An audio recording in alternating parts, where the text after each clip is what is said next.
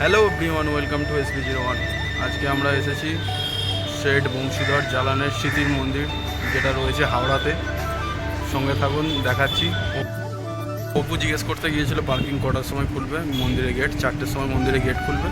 সকালে ওই ভোর 5টা থেকে মন্দির খোলা হয়, বেলা 12টা পর্যন্ত। এখন এই 4টে থেকে সন্ধ্যা 8টা। এই অপু ভাই চলে এসেছে। অপু ভাই এবার হাই করে দাও।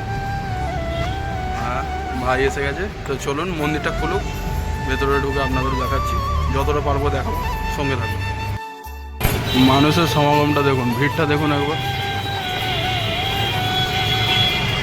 সবে মন্দিরের গেট দরজাটা খুললো। তো এই রকমের হচ্ছে ভিড়। সবে গেট খুলেছে 4টের সময়। আজ হচ্ছে শ্রাবণের দ্বিতীয় সোমবার, ভিড়টা আরও বেশি এই কারণে।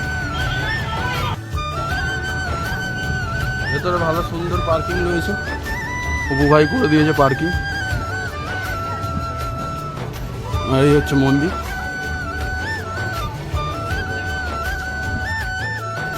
এই হচ্ছে কাছ থেকে মন্দিরের ভিউটা ঠিক এরকম।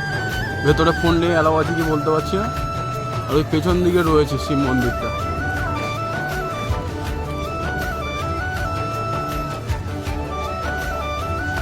চলুন দেখাচ্ছি। হচ্ছে শিবের ওই যে মূর্তিটা, যেটা গঙ্গার ঘাট থেকে গেলে দেখা যায় না, ওই হচ্ছে হাওড়ার ব্রিজ। আর ওই পেছনে হচ্ছে ওই যে 12টা যে জ্যোতির্লিঙ্গ। কম বাজেটে আমরা গরিব ঘরের ছেলে এসেছিলাম দেখতে, বাট ওটা কাজের কারণে বন্ধ রয়েছে। তাও শ্রাবণ মাসে মহাদেবের দর্শন হলো, এটাই অনেক। এখন এসেছি ভূতনাথ মন্দিরে, যেটা 300 না 350 বছর পুরাতন। তো ঢুকছি, এন্ট্রি করছি, দেখাচ্ছি আপনাদের। এইবার আপনারা বলবেন ছিলেন এক জায়গায় চলে এলেন আরেক জায়গায়, এটা কি ভিডিও একটা? আর বলে রাখি, ওখানে গিয়েছিলাম ওই শেঠ বংশীধর জালালের যে স্মৃতির মন্দিরে। ওখানে সাধারণত দুটো ব্লগার চলে আসে, যে কারণে বড় বড় ব্লগার, সে কারণে আর কাউকে ফোনই বের করতে দেয়নি। অনেকটা লুকিয়ে চুরিয়ে যেই কারণে ভিডিওটা করা। তো ভিডিও করতে দেয়নি, আমরা দর্শন করেছি, কিছুক্ষণ টাইম কাটিয়েছিলাম। তারপর ওখান থেকে সোজা বেরিয়ে আসি, যেহেতু এই যে এর যে এপারটা, এই এপারের ওপারেই ওই যে মন্দিরটা, নতুন মন্দিরটা। তো ওখান থেকে এপারে আমরা চলে আসি ভূতনাথ মন্দিরে। আর ছিল ডেটটা, ওই ডেট নয় মানে দিনটা ছিল সোমবার। এত মানুষের সমাগমটা আপনারা দেখুন। এটাই হচ্ছে বাবা ভূতনাথ মন্দিরের মানে বাবার টান। ভক্তরা দৌড়ে দৌড়ে ছুটে ছুটে এসছে।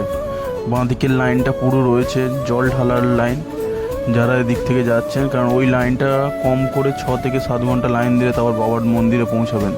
এত দূর থেকে লাইনটা ঘুরিয়ে এনেছে।